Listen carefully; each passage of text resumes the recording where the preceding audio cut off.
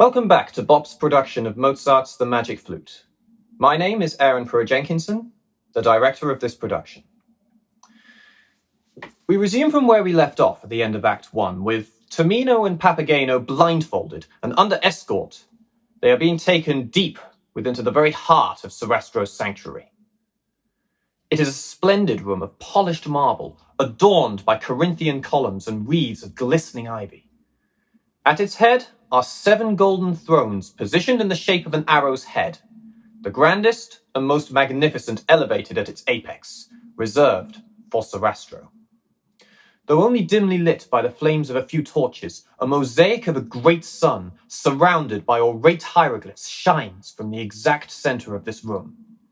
And it is to this point that Sarastro leads his procession, accompanied by none but his most trusted advisors. Sarastro welcomes his acolytes as fellow brothers in faith, thanking them for their years of devoted service. He explains that Tamino, the son of a king, stands ready to undertake their trials and walk the path of enlightenment. He places his full confidence in the prince's sense of honor, humility, and honesty. He then takes the matter to a vote, asking his brothers to raise their hands if they believe, as he, that in their hearts the prince should be allowed the chance to take their trials.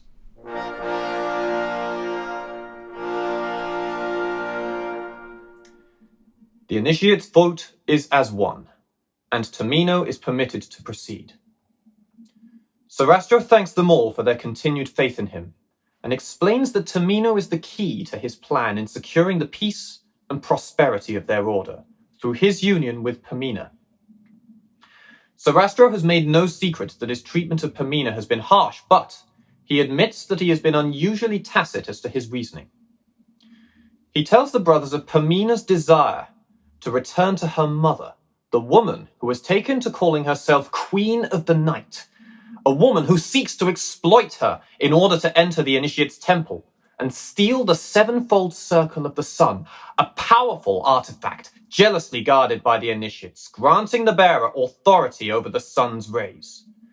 He alludes to the extent of her power and how easily she manipulated the honorable Tamino into doing her bidding, and he could not bear to allow such a monster to manipulate Pamina's emotions with such disregard. After a pause, Sarastro finally tells them the truth, that Pamina is his daughter. A murmur quickly spreads throughout the room, but it is quickly silenced by Sarastro, who asks forgiveness for such discretion. He assures them all that the solution rests with Tamino, and that through his union with Sarastro's daughter Pamina, both of them will be saved from further torment, and the queen's pathway to the temple will be blocked indefinitely. He then asks them all to gather their prayers to the gods Isis and Osiris to bless the two lovers, and to give them their fortune and their favor in the tasks to come.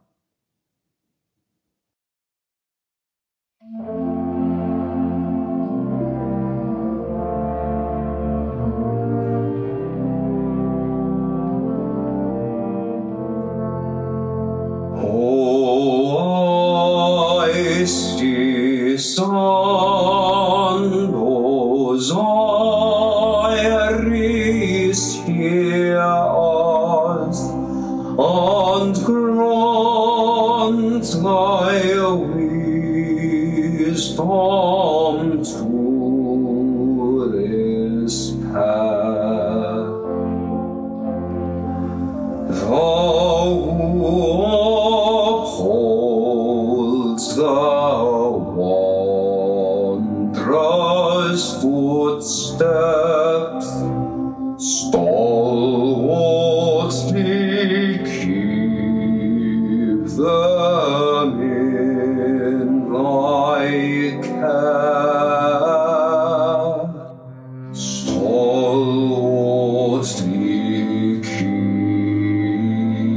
them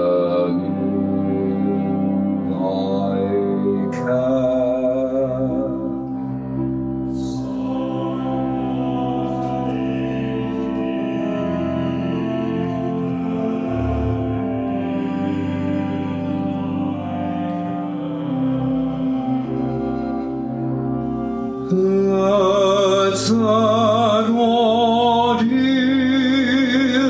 the fruit before them, but should they perish from the foe, grant them a bounty of thy virtue, welcome them into your abode, welcome them into your abode.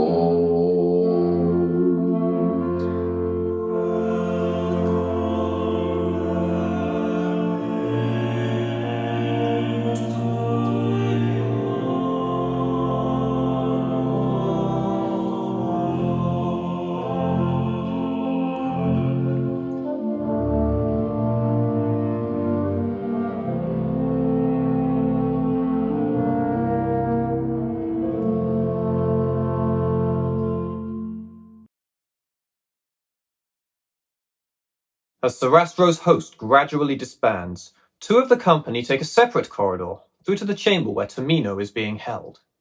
The first of them is the speaker, who Tamino had previously encountered at the three doors, and the speaker removes his blindfold, welcoming him with a word of warning for the tasks to come.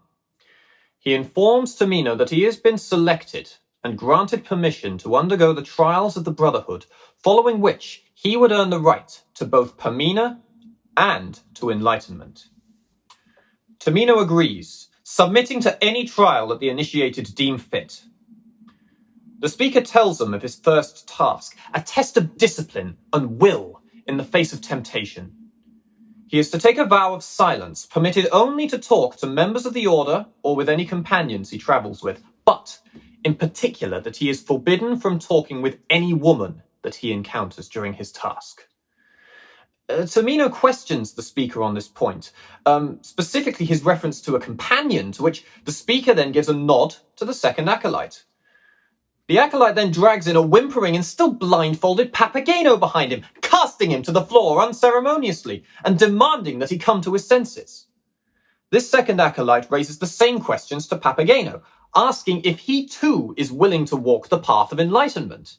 But a thoroughly disgruntled Papageno ridicules the idea, stating that he simply wants his old life back with a pretty woman to share it with. But the acolyte ominously informs Papageno that, unless he undergoes these trials, he will never meet her. Papageno hesitates, nervously asking what exactly he would have to do in these trials, but upon hearing that he would have to face the prospect of eternal peril, he promptly concludes that he'll stay single. The acolyte simply responds by saying that Sarastro has the perfect woman right here for Papageno in the temple who is just like him in every way. She is young, she is pretty, and her name is Papagena. In an instant, Papageno is giddy with excitement, immediately agreeing to any conditions that the acolyte asks. If this is to be his reward, he will go to the gates of hell and back to find her. Both of the initiates have made their vows, and the brothers now address the trial goers with a stark warning of the challenges yet to come.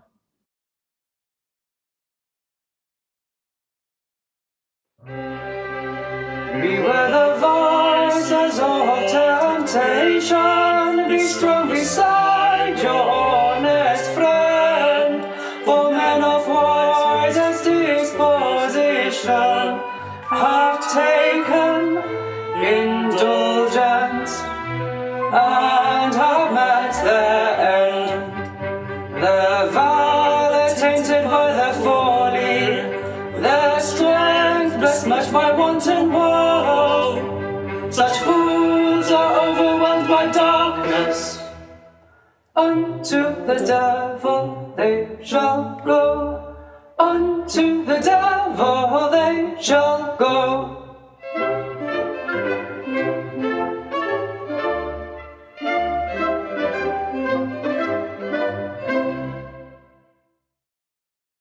As the two gentlemen leave the Hall of Trials, the torches are suddenly extinguished in an instant.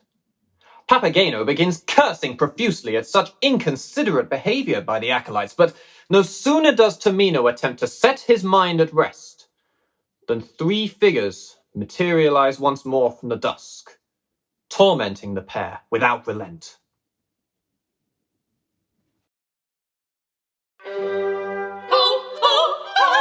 Have you come unto this place? No, no, no, you never shall escape. Tell me now you await damnation, and Papageno you shall join him. No, our fates are headed south. Papageno, shut your mouth. Will you break your vows so freely that you shall not talk to women? Tamino, listen, we are doomed. Quiet down, oh, that is true. Why, I wonder, is it always me who's told to quiet O down? sovereign queen, his will turned upon this temple tyrant. Oh no, she's in the temple now. Still I say, sir, still I say, do you always break your promises upon the break of day, sir? Tamino, you are doomed to die here. Think of the mother you've betrayed. Behold the nature of these murders. They are the most deceitful men. The wiser man maintains his head in spite of everything that's said. If you dare to join, The wiser man maintains his head. If you dare to join, you're just somebody drowned. Burn in hell. To the devil, to the devil, to the devil, to the devil, that's enough.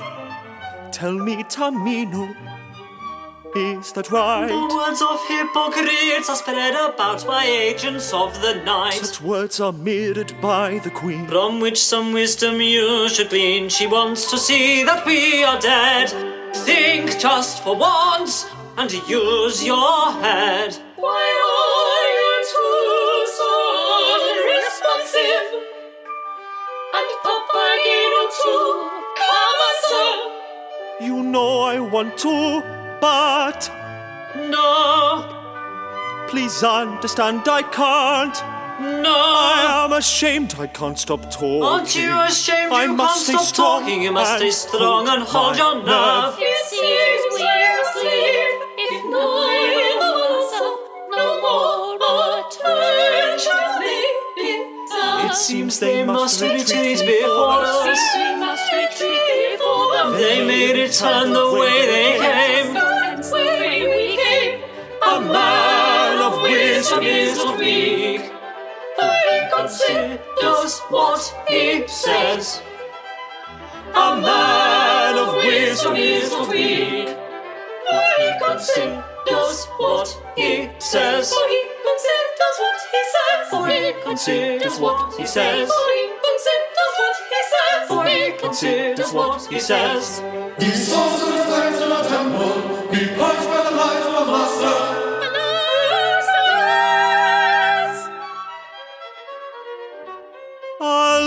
Alas, alas, alas.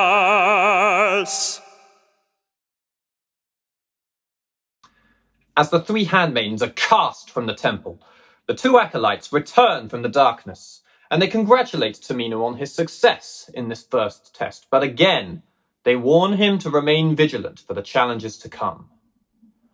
The group departs, as the second acolyte moves once more to a seemingly unconscious Papageno, shouting at him to get back on his feet. From the floor, Papageno insists to the acolyte that he cannot, for he has clearly fainted. Unperturbed by this ruse, the acolyte drags the bewildered man to his feet, insisting that if he is to see his Papagena, he must resolve to continue on this path. Muttering all manner of curses under his breath, Papageno reluctantly agrees, following the acolyte out of the hall. No sooner had the party left the hall, though, than a dark figure limps in from the shadows, leaning for a moment on one of the grand Corinthian columns and hissing and spitting under his breath. After an unceremonious dismissal, and guided by an insatiable obsession with Sarastro's daughter, Pamina, Monostatos has found his way into the walls of the temple to take that which, in his mind, has been unjustly stolen from him.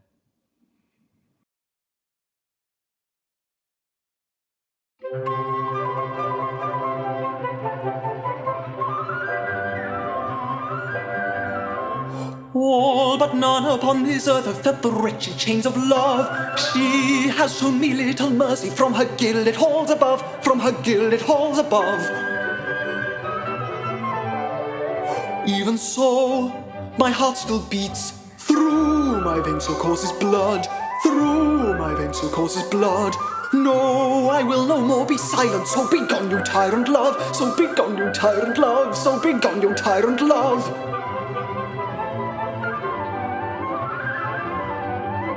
Still Pamina's radiant beauty once again obscures my sight. Still in vain can I ignore her, though I try with all my might, though I try with all my might. I must act to end this torture. Moon with hope, judgmental light. Moon with hope, judgmental light. So I must resolve to take her. Surely that will end my plight. Surely that will end my plight. Surely that will end my plight.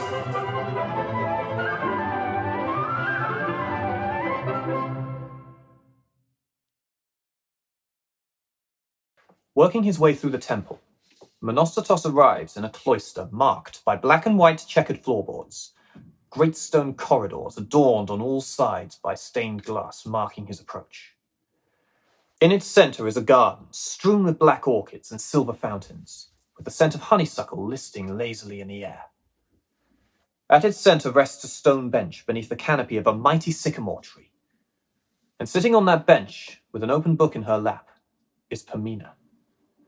She looks up upon hearing his arrival and is immediately stricken by fear, rising swiftly from the bench and rushing to the tree for protection.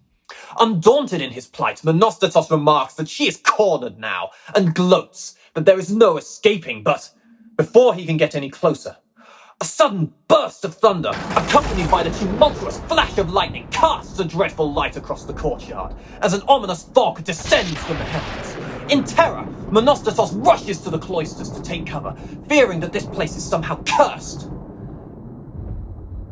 But Pamina peers out from behind the sycamore tree, watching as the fog gradually lifts. In its place stands a woman in a jet-black gown, bearing a starlit crown on her head and adorned by silver gemstones glittering in the moon's argent luster.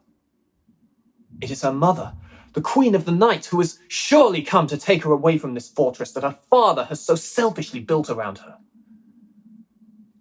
But as she runs to embrace her, the Queen shows no signs of warmth, no signs of affection. She simply asks what has become of the young man who she sent to find her. And upon hearing that he has joined the initiated, the Queen spurns her daughter, declaring that she is of no further use. Pamina is distraught, desperately pleading with her mother to take her back, but again she rejects such folly, stating that so long as Sarastro holds the sevenfold circle of the sun in his possession, she will never be safe. She tells Pamina of her father's deception, how he promised to share the very world with her, only to discredit her and cast her aside at the flip of a coin on account of little more than her sex, despite clinging to the tenets of an antiquated creed. For what little protection that provides. For Pamina to truly be safe, he must be extinguished. The Queen draws a jewel-encrusted dagger from her side, entrusting it to Pamina, and declaring that the gods have chosen her to be the harbinger of change. The Queen then delivers an ultimatum that Pamina is to deliver both the sevenfold circle of the sun along with the head of Sarastro back to her by sunrise, or all ties of nature and maternal love will henceforth be severed. At these words, the clouds descend once more from the heavens, basking the courtyard in a thick black fog as the stars make a perverse circuit across the heavens. Their queen has spoken. The wrath of heart is raging deep within me. Death and destruction.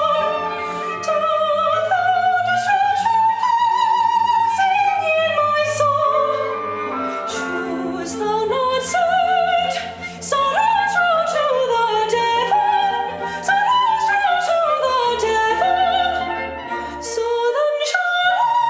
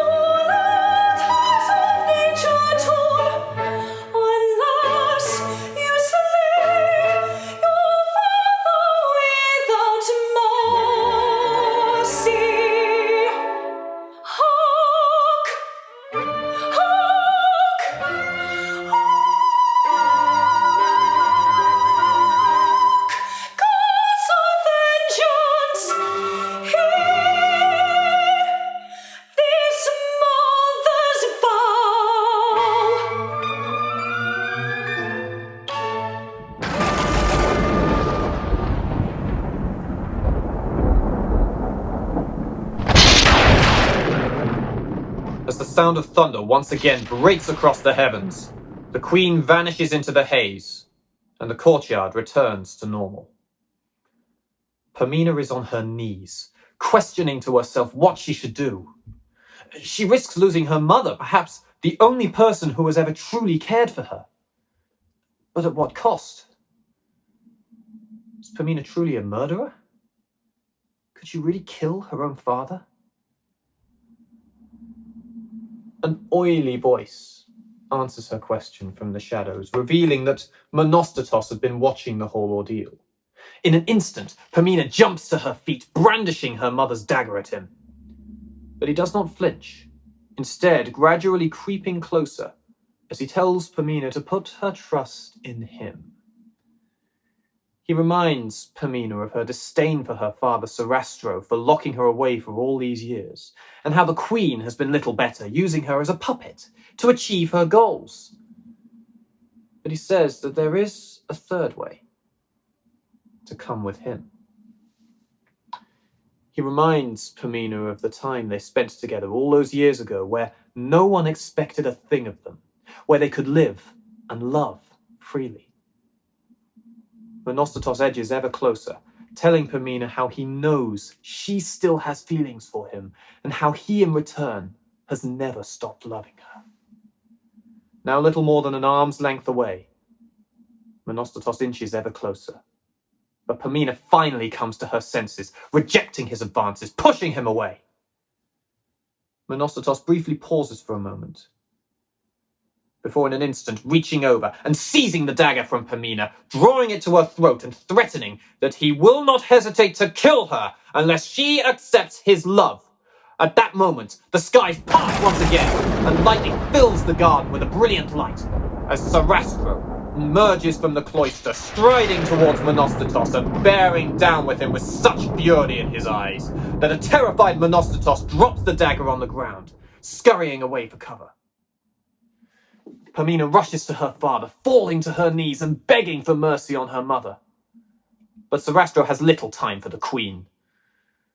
However, after taking a moment to assuage his anger, he turns and raises Pamina to her feet, saying that he will not exact vengeance, not through the sword and bloodshed at any rate, not like her mother, but instead through love and harmony. It is Pamina's union with Tamino that will be the queen's undoing, and should he succeed in his trials, he will have proven himself worthy of such an honor. Sarastro looks once more to the fragile state of his daughter and comforts her in this time of need.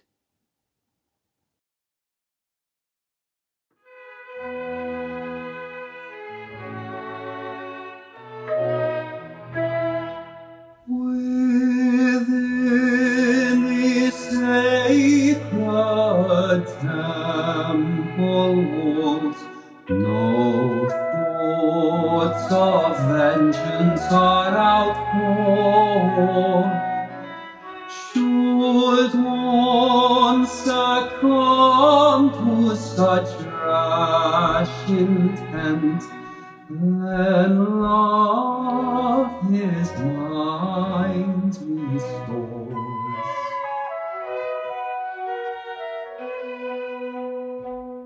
And he is led by friendship's outstretched hand. With joyous heart he arrives in safer lands, and he is led by friendship's hand as he arrives in safer lands, and he is led by friendship's hand as he arrives in safer lands.